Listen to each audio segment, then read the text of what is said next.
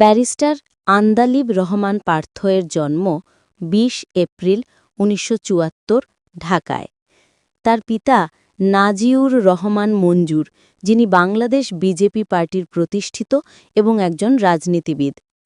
মাতৃতাতি পক্ষ তার শেখ পরিবারের সঙ্গে সম্পর্কযুক্ত। পার্থের পরিবারের বংশগত ইতিহাসও বেশ আলোচনায় রয়েছে। তার বংশ বালিয়ার তালুকদার বংশ হিসেবে পরিচিত। ব্যারিস্টার আন্দালিব রহমান পার্থ-এর শিক্ষাগত জীবন। প্রাথমিক ও মাধ্যমিক শিক্ষা তিনি করেছেন সেন্ট জোসেফ উচ্চ বিদ্যালয় ও গভর্নমেন্ট ল্যাবরেটরি হাই স্কুলে। উচ্চশিক্ষার জন্য তিনি লন্ডন গিয়েছিলেন, সেখানে এলএলবি অর্থাৎ আইন পড়েছেন। আইনজীবী হিসেবে যোগ্যতা অর্জনের জন্য তিনি লিঙ্কনস ইনে বার পরীক্ষায় পাশ করেছেন। আইন শিক্ষা শেষ করার পর দেশে ফিরে এসে তিনি ব্যারিস্টার রফিকুল হকের অফিসে অ্যাপ্রেন্টিস হিসেবে কাজ করেন। ব্যারিস্টার আন্দালিব রহমান পার্থ-এর ব্যবসায়িক অথবা পেশাগত দিক। বর্তমানে পার্থ ঢাকায় ব্রিটিশ স্কুল অফ ল-এর অধ্যক্ষ হিসেবে দায়িত্বে আছেন। আইনজীবী হিসেবে তার পেশাগত অবদান রয়েছে, তবে রাজনীতিতেই তিনি বেশি সক্রিয়। ব্যারিস্টার আন্দালিব রহমান পার্থ-এর রাজনৈতিক জীবন, দল সংগঠন ও নেতৃত্ব। পার্থ বাংলাদেশ জাতীয় পার্টি বিজেপি-এর চেয়ারম্যান। ২০০৮ সালে তার বাবার মৃত্যুর পর তিনি পার্টির নেতৃত্ব গ্রহণ করেন। সংসদ সদস্যতা।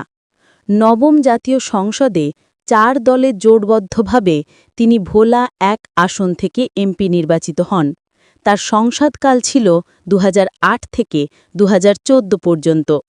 সংসদে তিনি সংস্থাপন মন্ত্রণালয় সংক্রান্ত স্থায়ী কমিটিতে কাজ করেছেন। দলীয় ও জোট নীতি। তার দল বাংলাদেশ জাতীয় পার্টি ২০ দলীয় জোটের অংশ ছিল, তবে পরে বিজেপি ওই জোট থেকে বেরিয়ে আসে। পার্থ নির্বাচনের গুরুত্ব অনেকবার জোর দিয়ে বলেছেন। উদাহরণস্বরূপ তিনি বলেন, নির্বাচন বাংলাদেশের বড় সংস্কার। তিনি অন্তর্বর্তীকালীন সরকার বিষয়েও মন্তব্য করেছেন। তার মতে কিছু ক্ষেত্রে তাকে অনেক বেশি সময় দেওয়া হয়েছে। রাজনৈতিক দৃষ্টিভঙ্গি, বক্তব্য ও উত্তেজনা। পার্থ অভিযোগ করেছেন যে আওয়ামী লীগ মেধার রাজনীতিতে বিশ্বাস করে না, প্রতিশোধের রাজনীতিতে বিশ্বাস করে। তিনি নিয়েছেন তীব্র অবস্থান এবং বলছেন রাজনৈতিক দলগুলোর নাগরিক ও জনতান্ত্রিক দৃষ্টিভঙ্গির গুরুত্ব থাকতে হবে।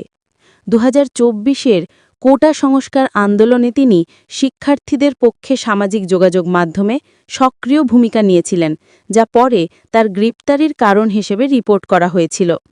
২৫শে জুলাই ২০২৪-এ ৫ দিনের রিমান্ড মঞ্জুর করা হয় তার বিরুদ্ধে কিছু মামলায়। আদালতে তিনি বলেন, রাজনীতি বাঁচলে দেশ বাঁচবে। দেশের রাজনীতির পরিস্থিতির কারণে একটা জেনারেশন রাজনীতি থেকে মুখ ফিরিয়ে নিয়েছেন, যেটা কাম্য নয়। ব্যক্তিগত জীবন। পার্থের বিয়ে রয়েছে শেখ শায়রা রহমান নামে একজনকে এবং তাদের ৩ সন্তান রয়েছে।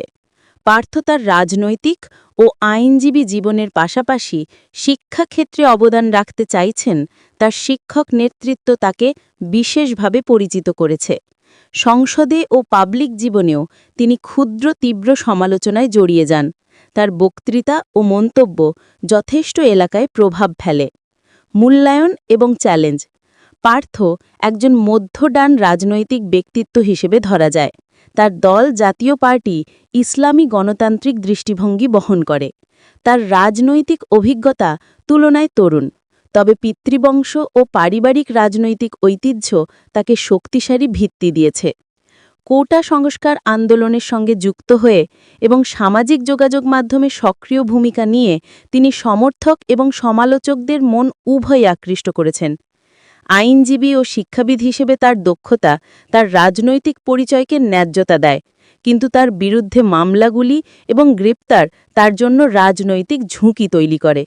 নির্বাচনকে তিনি মূল সংস্কার হিসেবে দেখেন, যা তার রাজনৈতিক প্রাথমিক উদ্দেশ্যগুলোর একটি।